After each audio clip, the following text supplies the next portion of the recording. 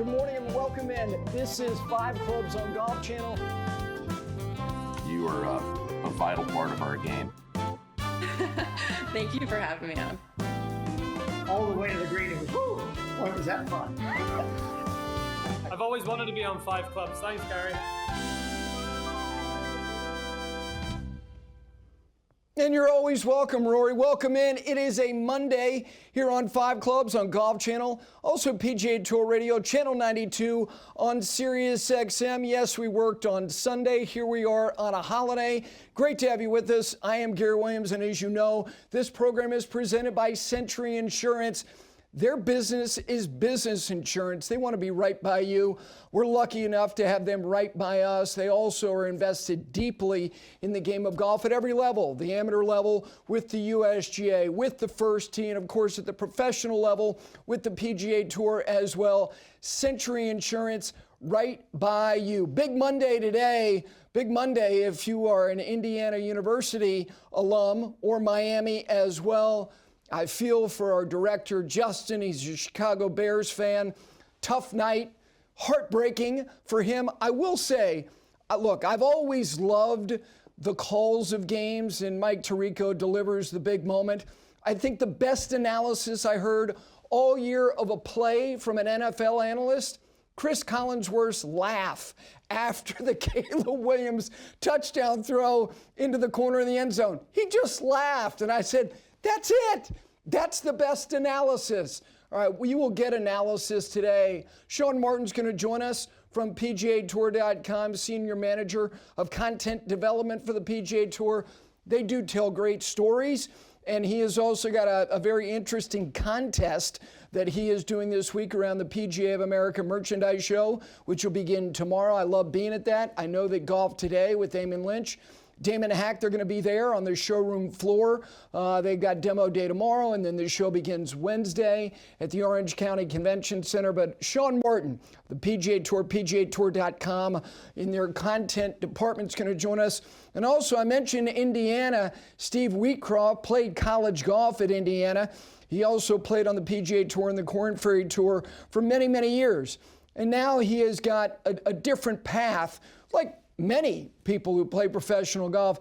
It may not go on forever, but the manner in which he made the pivot that he made, most importantly in life, but now that the mission to do what he's doing, he's written a book. We'll talk about the book. We'll talk about the foundation that he chairs that I am lucky enough to contribute in the most modest ways to, the Mulligan Foundation. So looking to talk to him.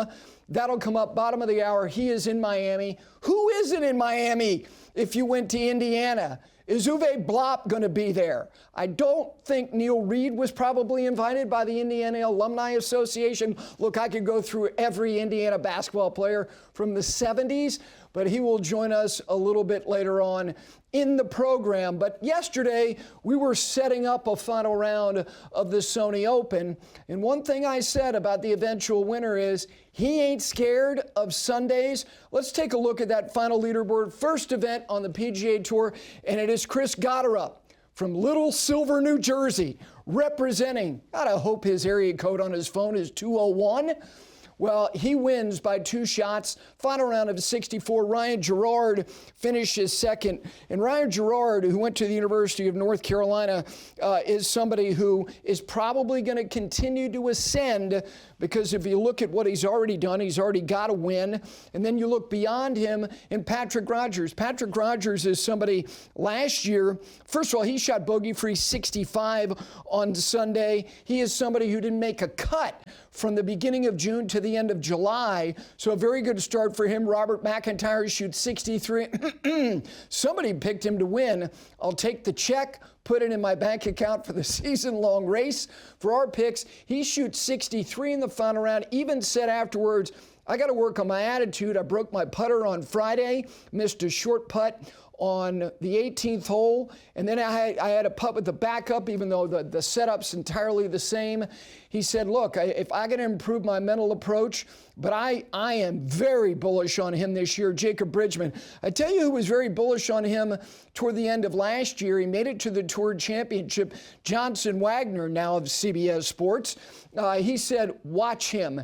He is that good. Daniel Berger, that's encouraging for somebody now with this full season off the significant injury. Taylor Pendrith, Lee Hodges, Davis Riley, who was your 54-hole leader, Harry Hall. All those guys finish in a tie for 6th.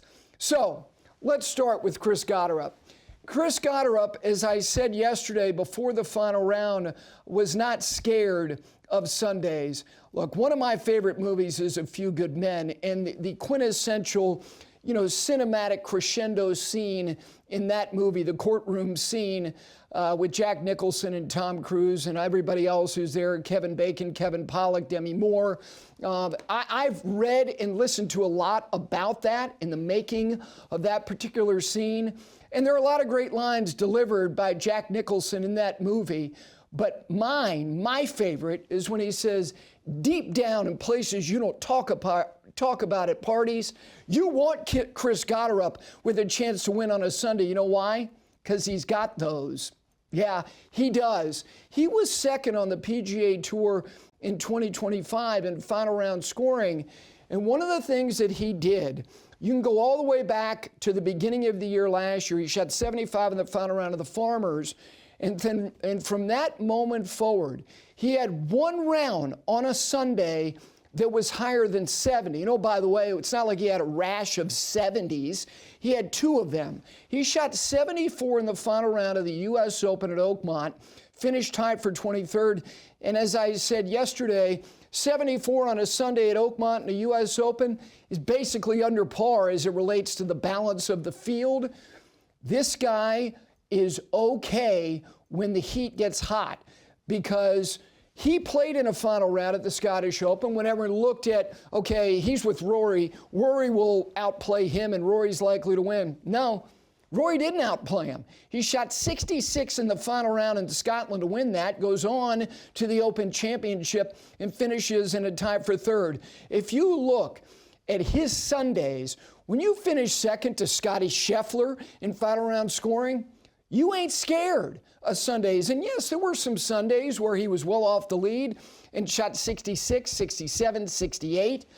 But by and large, in the back half of the year, those Sundays, as he knew, being in the Ryder Cup conversation, had more gravity. There was more weight to those Sundays. And what did he do yesterday? Coming off the pace, Davis Riley starts Sunday with a 2-shot lead at 12 under par.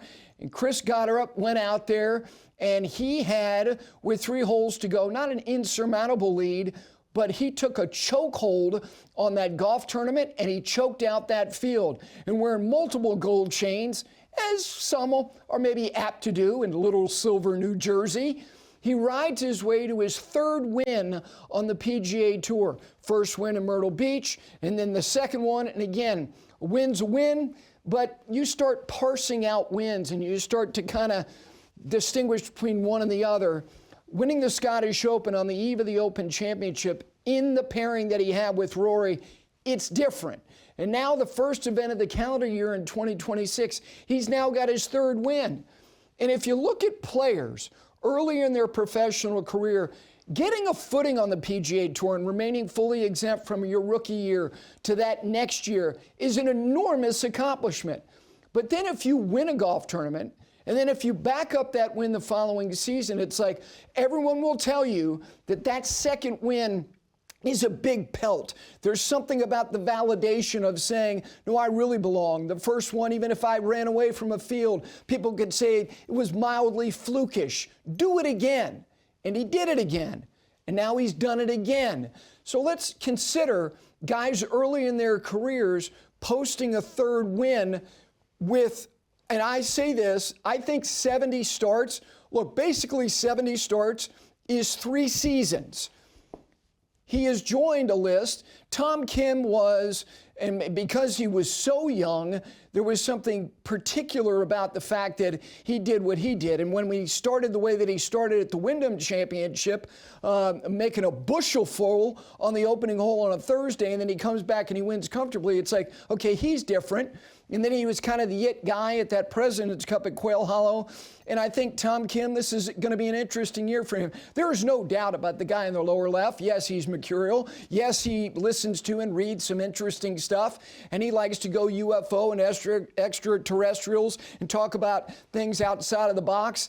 And a lot of the times he says, I have no idea where it's going.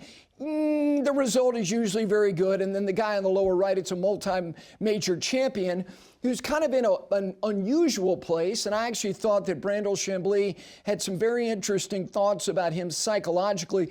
The point is, the last 4 players to win 3 times in under 70 starts, that's good company. As you know, I like the small table, not just because I'm small, because it's distinguishable. When you pull up a chair to a table that doesn't have other people or many other people sitting at it, it means that you've done something that few others have done. Now let's add another layer. And you can say, oh, come on, relax, it's only 3. Look, winning's the most elusive thing. And if you look at players in consecutive seasons, and that's why Rory, for what people think at times is a little bit of some inconsistency. No, he isn't. He's inconsistent by the measurement of an iconic all-time player. He's won in 8 straight seasons. The likelihood is he'll make it 9 times. Yes, he probably will, Grace. And Scottie Scheffler, he's likely to make it 5 in a row. He could start that this week at the American Express. Chris Gotterup is now winning 3 consecutive seasons. Keegan's done that. Nick Taylor, who I think with 5 wins is somebody who doesn't shy away from big moments. Look, this is impressive what he's doing. And there is no reason to believe that Chris Gotterup, who going into that aforementioned Scottish Open last year was outside the top 150 in the official world golf rankings. And I guess I have to issue the obligatory disclaimer about the world rankings. Yes, I know that there is something akin to a void right now because there isn't the presence with some type of representation of performance measurements for live golfers. I understand that.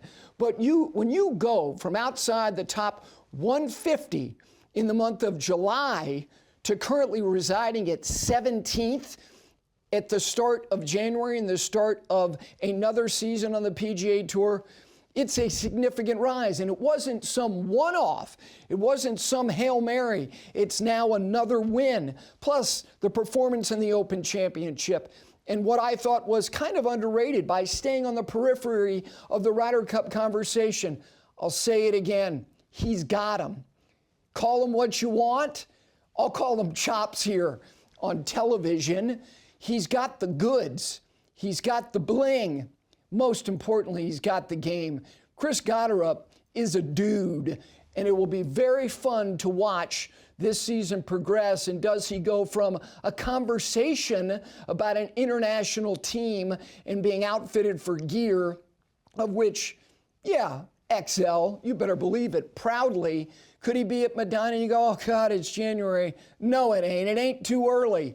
Because I believe, as somebody who was awfully good at every level, he is now making what I think is necessary to be among the elite, which is don't skip steps. And he's taken every step to now being back in the winner's circle for the 3rd time. But good weeks, like I said, for some of these players, like a Jacob Bridgman, Ryan Gerard, Patrick Rogers, for them, Robert MacIntyre. Again, I'll keep saying his name. I believe he's one of the 10 best players in the world. I think he's going to prove it for sure this year. We take a break. More on the PGA Tour with Sean Martin from the PGA Tour, PGAtour.com, Senior Manager of Content Development for them. He's got a great team doing storytelling for them. A little bit later on, Steve Wheatcroft, and somebody is going down Magnolia Lane by virtue of what he did yesterday. He's also going to the U.S. Open and the Open Championship. Yes, the winner of the Latin American Amateur Championship, we discussed that. And a thought or two about Dubai. the oddity of what transpired late yesterday, Rory, and the fact that he is a fast starter, even though he didn't win. We'll give you some details on that as well. It's a Monday. Good to have you with us here. It is frigid in a lot of places, but it feels probably balmy in New England. It's always balmy in LA. Denver, I know you're kind of trying to get your faculties. In Seattle, we got our Final Four in the NFL. We got a hell of a field in Dubai this week, and also at the American Express. Sean Martin next here on 5 Clubs, Golf Channel, PGA Tour Radio, Sirius XM. That is Channel 92. It is 5 Clubs. We're back with you right after this.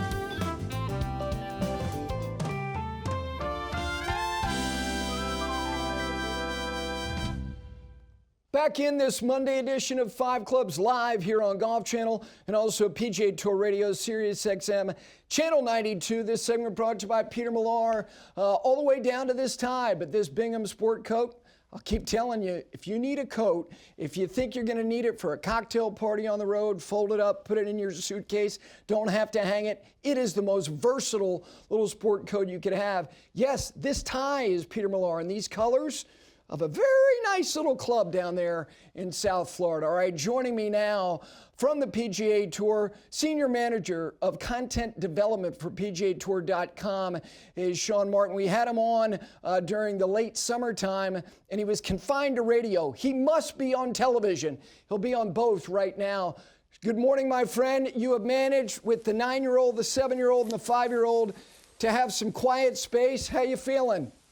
Feeling good, Gary. The door is locked, so no intrusions, but I'm definitely ready. Happy to make my television debut for 5 Clubs. Yes. I would imagine the boys probably off, but that means even more activity in your house on this holiday. But let me start with you. There's a lot to try to get to with you, including outsmarting, which we'll explain before we're done here. Chris Gotterup, look, your team is in the business of telling stories, and look, I think every story in professional golf can be a great, compelling story. Give me your thoughts of Chris Gotterup, his profile, his performance already, getting to 3 wins. What do you find most compelling and interesting about this young man who got to the winner's circle again last night in Hawaii? I know we say this a lot after guys win, but he really is a star in the making. Great personality. Has a little fun on social media, plays the game in a really appealing way. He has a unique swing. He owns it. He hits it hard. He plays quick. He plays decisively, works the ball. You know, we saw him hit the stinger on TGL. We saw it. He broke it out at the Sony Open, but then also launches the moon ball when he needs to. And I think you combine that character with the pedigree, College Player of the Year at Oklahoma, finished top 10 in a tour event as an amateur. I really think this is a star in the making. I think a breakout year for him. You know, his first win came at an opposite field event. Second win came over in Scotland. Now we're in Hawaii, but I think he's going to get into a ton of big groups this year, play with a ton of big names because of where he is now on the FedEx Cup rankings and the world ranking. And I think we're looking at President's Cup, things like that. And I think it's the breakout year of Chris Gotterup. I think he becomes a star. Yeah, I'm completely with you. I also think that, you know, a couple other things. As somebody who grew up in Bergen County, New Jersey, you know, historically not a great deal of representation at the highest levels of the PGA Tour. I lived and died with every shot Jim McGovern was hitting from Hackensack Country Club. But being from the state of New Jersey, starting at Rutgers, like you said, going to Oklahoma, very on brand with a little bit of bling as well.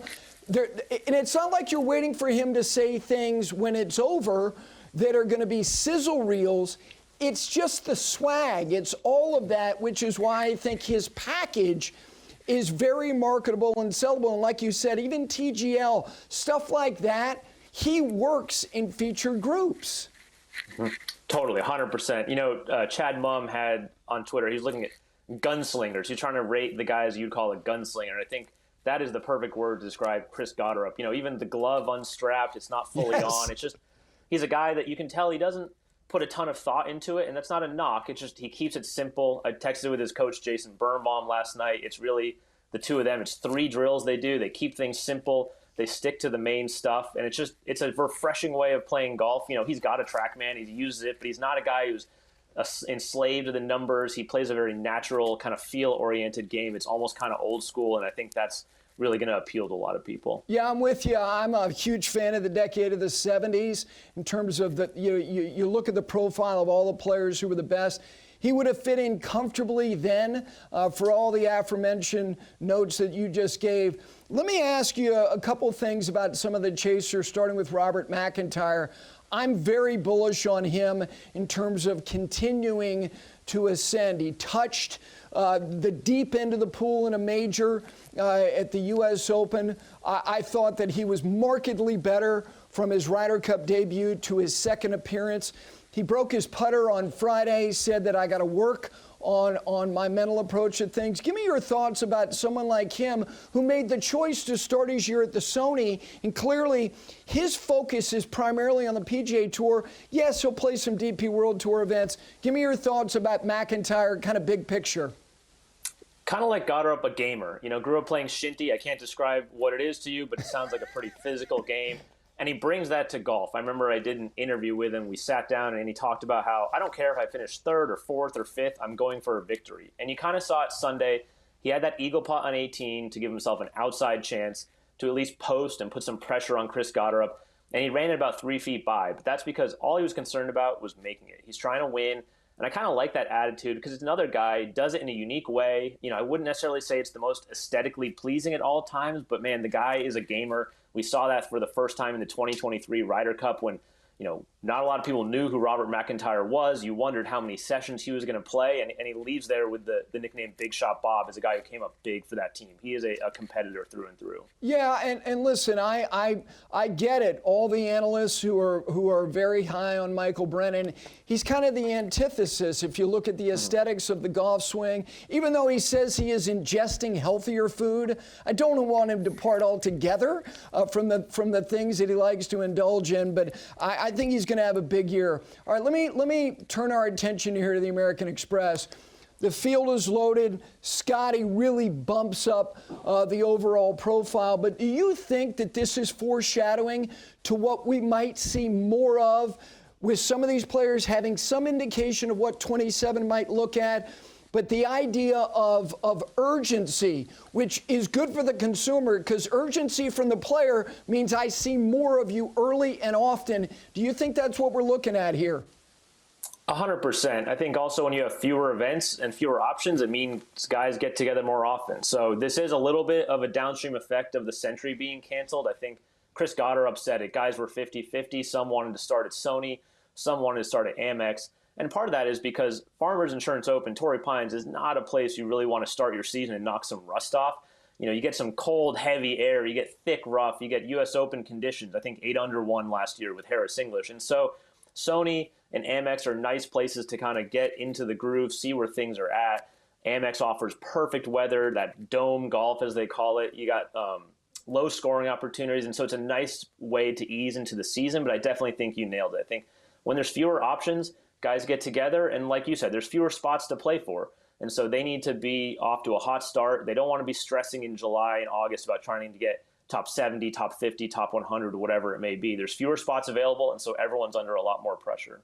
The Scheffler kind of window over the last 4 years with the 19 wins, and it's all this other production. It's the insistence on always being in contention, part of the conversation, the long shadow, the sense of inevitability. Do you have a couple of benchmarks that you think can contextualize what he's done over the last 4 years that you think is reasonable to give context as it relates to what Tiger did all those years? I think the biggest thing is Scottie's 2025 is really underrated. We're talking 6 wins and 2 majors. That's a career year for so many people. But I think because of the year prior, with the 7 wins, the Olympic gold medal, the variety of tournaments he won, then he thrown in a rest and a baby, you're not going to top the news that happened in 2024. But for him to go and almost have the same season again back-to-back, you don't see that. You see guys have one-off years. Jason Day in 2015 won 5 times and won his major. Justin Thomas in 2017 did that. Jordan Spieth in 2015. But they do it as one-off. Scottie has done this now back-to-back. In 3 of his last 4 years, he's won 4+ times. And you just don't see guys have those types of seasons where they're winning 4, 5, 6 times and a major, doing multiple times, especially in a row. And so I think the fact that Scottie's 2025 doesn't get the attention that it deserves is a proof of Scottie Scheffler's greatness right now. Yeah, I agree with you. All right, let me ask you about Koepka. He drove the news cycle essentially for the whole week last week as the calendar year begins, as you're kind of heading toward that first event. He was not in the field. He'll have his first start there at the Farmers. Do you think that's already the win? Or does he have to play well, or just his mere presence? He has been put in promotional materials. You saw his imaging for CBS for their promos during NFL playoff games for the first event on their calendar coming up at the Farmers. How important is it for him to play well, or is him just playing already the big win? I mean, the boost is going to be huge for both Farmers and Phoenix. You know, in today's media environment, you need spectacle. And when he shows up at Torrey Pines, it's going to be a spectacle. And I think that's a win already. Now, the continued attention will come with him playing well, but I do think he will be a boost to the tour this season. You look at the way the returning member program was set up, he has to participate in at least 15 events, and he is not eligible for sponsor exemptions into signature events. So what that means is you're looking at up to 11 full field events where Brooks Koepka is playing. And so that's a huge boost to events like Cognizant in South Florida. You know, down the road, is he playing the John Deere or the 3M? If he's playing those types of events, he's a huge boost to that field. So I think Brooks throughout this year is going to be a big boost to the tour, starting obviously with Farmers Insurance Open. Now, the size of that boost depends on how well he plays, but I think this whole year is going to be newsworthy because he's going to be trying to play his way into signature events all year through the Aon Next 10 and Aon Next 5. He's going to be trying to get his world ranking up. He's going to be trying to qualify for the playoffs. But the size of that boost definitely depends on how he plays. As far as the whole less can feel like more, explain how you think this can work. It's one thing to sell it is the idea that each event's going to feel more, the fields are going to be stronger on a more regular basis.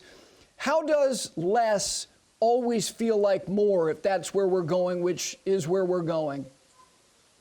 You know, I think you see it a little bit with Amex, like we kind of talked about. Guys are showing up to Amex in part because there was one less event to play this year, and so they chose a new one, and they're all kind of congregated. But also, it defines what a PGA Tour event is. If you remember when the signature event model was created, you know, we talked about how when the Chiefs are playing, you know Patrick Mahomes is playing. When the Rams are playing, you know who's playing, and you know who's on the field. And so it's about knowing what a PGA Tour event is, who's going to be there, you know, what it represents. The three tenets that Brian Rolapp mentioned in his press conference at Eastlake were competitive parity, so keeping that meritocracy that is at the heart of professional golf and what we love. You have to earn it. You got to earn what you kill, as they say. Scarcity, getting the top players together, and then just simplicity so people can understand it. So, you know, when you turn on the TV and you see the channels and you see what's on today and you see a PGA Tour event, it's a better idea of knowing exactly what that is.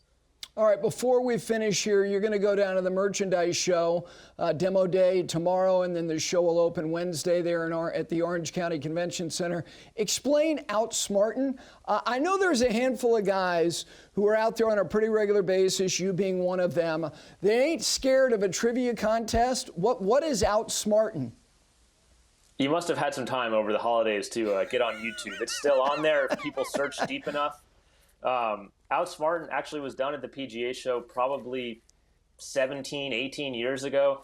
The brainchild of my friend Eric Soderstrom, who now works at Titleist. It was a trivia show. I've just got that mind for, you know, numbers and inane golf trivia. I think working the scoreboard pages and putting together the agate at Golf Week back in the day when there were pages and pages of scores from around the country definitely helped that. But I think just the way I was wired, I remember random winners of random events. Back to their junior golf days. I can tell you about some amateur wins from guys, things like that. And so if people are so inclined, if they want to search on YouTube, it does still exist there. I'm okay being exposed. I know what I know and I know what I don't. You give me a sampling. Do you have something that you can hit me with, Cole, that I probably won't know? I don't know if I can do it on the spot. I think one of the tidbits that I do love is that, just to put things in perspective, is that Tiger Woods was the reigning U.S. amateur champion when he won the Masters by 12 shots. We forget it because he turned pro, won 3 times real quick. But I think the fact that you were both the reigning U.S. amateur champion and dominated the Masters, I think just shows how quickly things kind of came together for Tiger when he did turn pro. I don't know if Mason Howell has a 12-shot win at Augusta in him, but we'll see. No, that's just the thought of that is so preposterous. That's why I get why a lot of people go, stop with the Scottie Tiger stuff.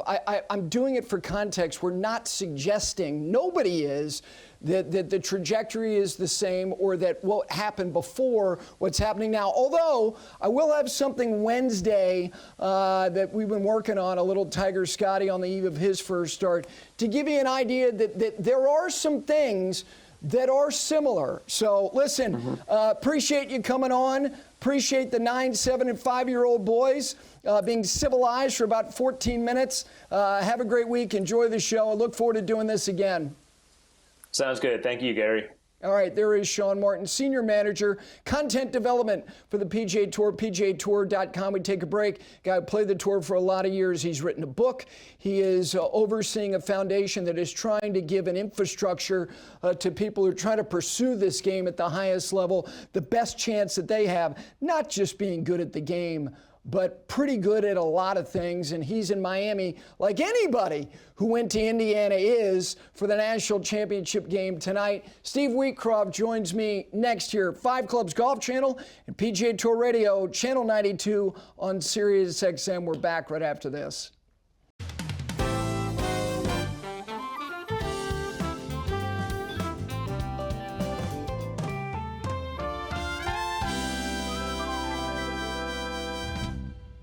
Back in this Monday edition of 5 Clubs here live on Golf Channel and PGA Tour Radio, Channel 92 on Sirius XM. This segment brought to you by our presenting sponsor, Century Insurance. With all they do in the game of golf, they invest deeply at every single level, but their business is business insurance. If you need yours evaluated, you might turn to them. They want to be right by you. All right, joining me now from Miami. What a memory, particularly if IU crosses the line tonight, that he's going to enjoy with his son.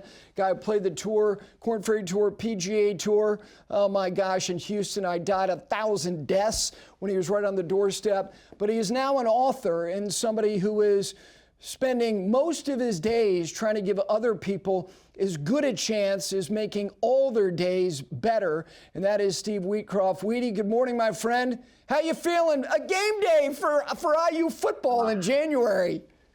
I don't know if I can ever put the words game day and football together until this year, but yeah, I was lucky enough to go to Atlanta a few weeks ago, and we're fired up for Miami tonight, man.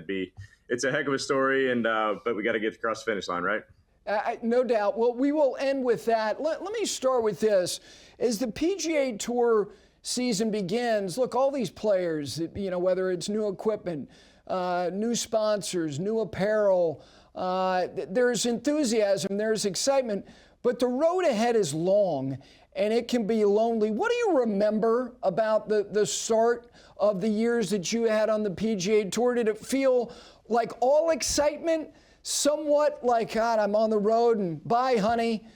See you in 3 weeks for 36 hours. Take me through the mindset of the player as the calendar year begins. Yeah, I don't know too many guys. Let's say there's 144 in the field, wherever they are. I don't know too many guys that are going there going, this is going to be a terrible year. I'm really set myself up for failure here, right? So I say that jokingly, but at the same time, there's 144 guys there that all expect to have a great year. They all expect to do great things. They expect to get off to a fast start. They're going to make all the cuts. They're going to get their wins. And then May comes or April comes or June comes, whatever it is, and you realize, oh my God, I am 158th on the FedEx Cup list. I fired a caddy. I fired a swing coach. I've started with a new nutritionist. I'm working on a new golf swing. So that's the crazy part with golf. I mean, you get a 1-year tryout basically every year, barring a win or something somewhere. But there's no job security. You got to go out and prove it every year. So it's ideal to get off to a great start, but I think that we all know better. And life happens between January 1st and when the FedEx Cup season ends. For people who are asking, why are you asking Steve that question? It's because of the things that you're doing now, and we'll get to the book here in just a second, but I want to talk about the Mulligan Foundation as somebody who is the founder of this, who then turned to some people who have had the impact on tons of lives, me excluded, to be a part of a group of people that go, okay, we'll do all that we can.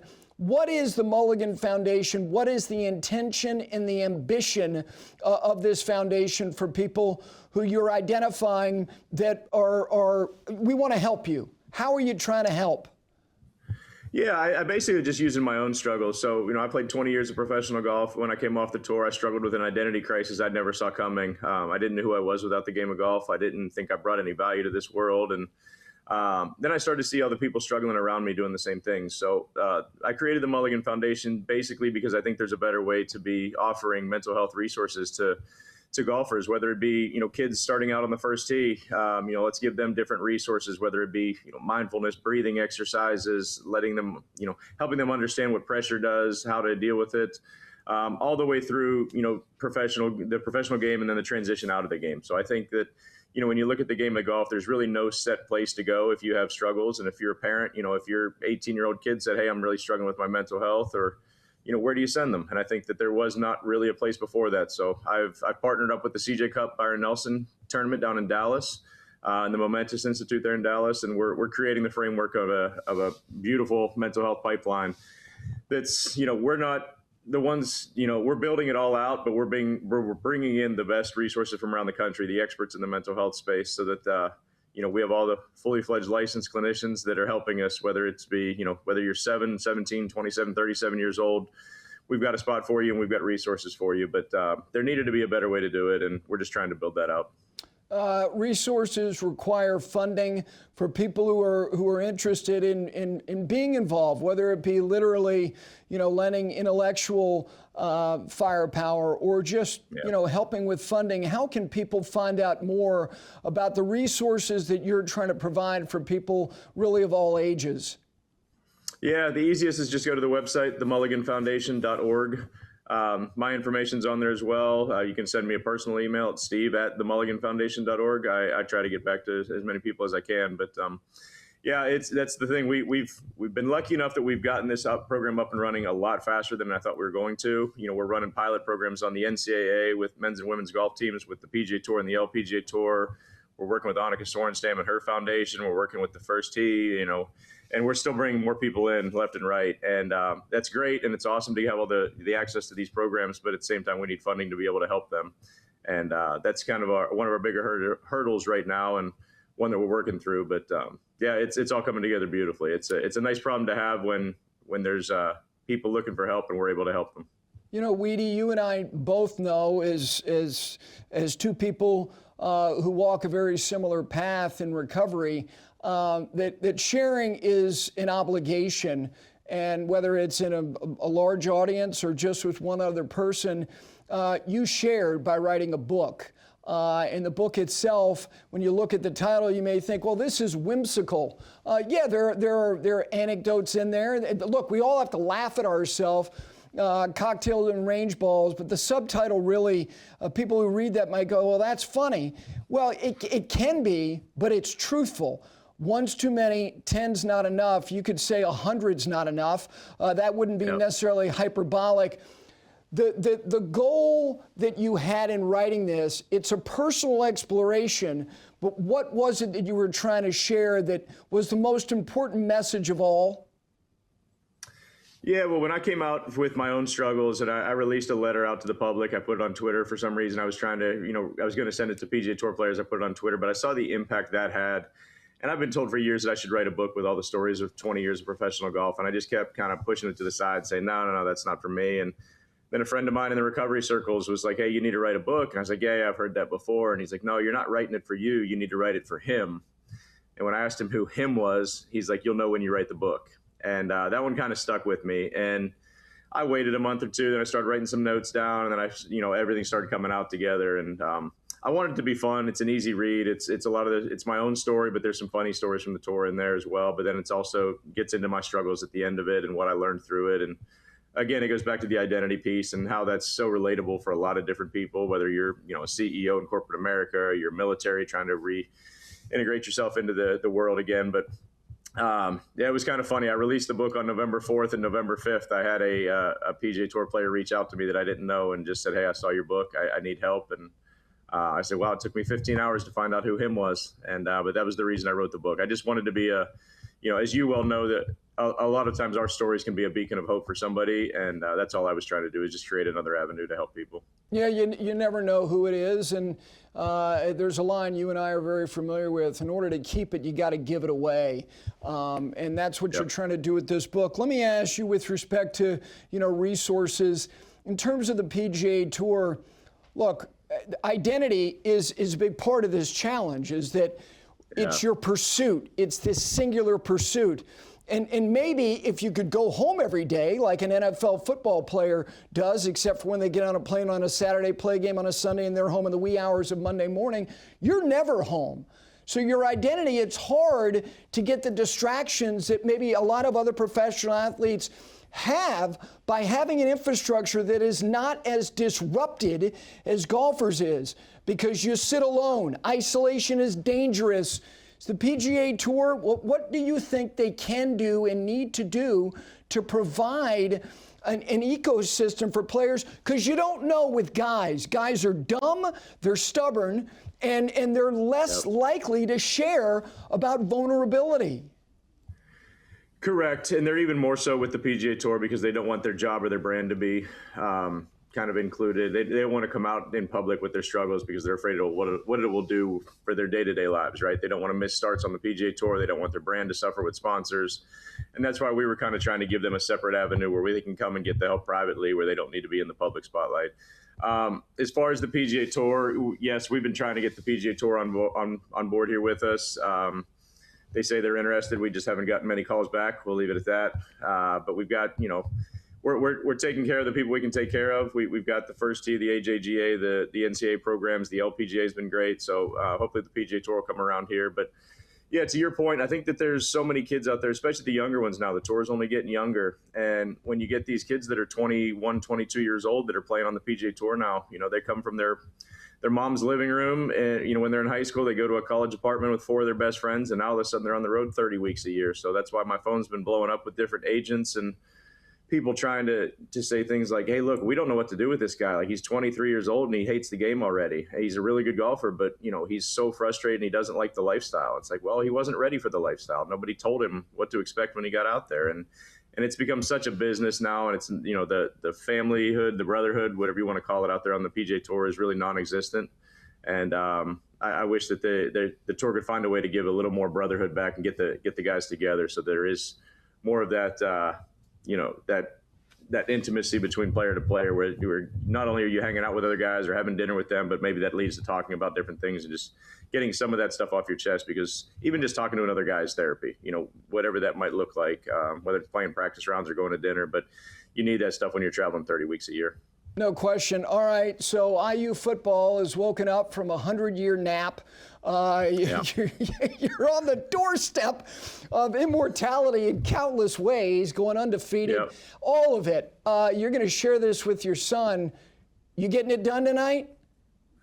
I do, and it scares me, though, because this is the first game I've been confident in. A good sleep, the way you put it there, it's more of like a hibernation. This thing has been, IU football has been hibernating for 100 years, but no, we're fired up. It's an exciting time for IU. I think that Coach Cignetti's done a ridiculously good job, and unlike anything we've ever seen before in the college game. But I do think they get it done tonight. I think they put a whooping on Miami. But again, it scares me that I'm actually confident for the first time, because I thought Oregon was going to be a tough game, and we kind of boat raced them. So who knows?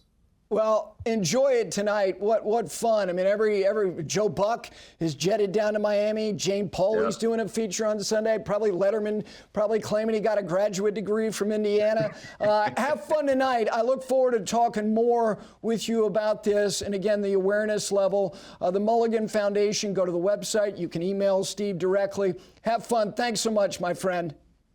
I appreciate it, Gary, and thanks for all your help with the foundation, man. I really do appreciate it. There is Steve Wheatcroft. Again, the book, Cocktails and Range Balls. One's not enough, or one's not enough, 10's too many, or the inverse, one's too many, 10's not enough. All right, and those were winning words. Those words are important, but those are brought to you by Century Insurance. The important conversations you need to have about your business insurance, they are there, and they want to be right by you. We come back, some final thoughts on a young man who is headed down Magnolia Lane the first full week in April. We're back right after this.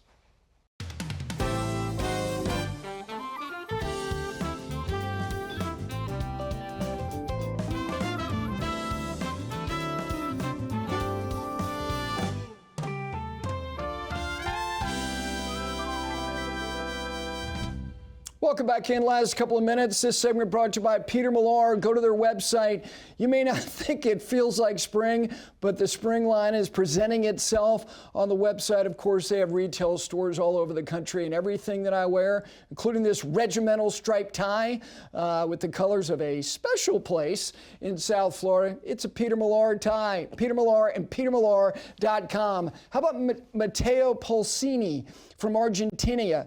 25 years of age, he becomes the oldest winner of the Latin America Amateur Championship, which gets him the invitation to the Masters tournament.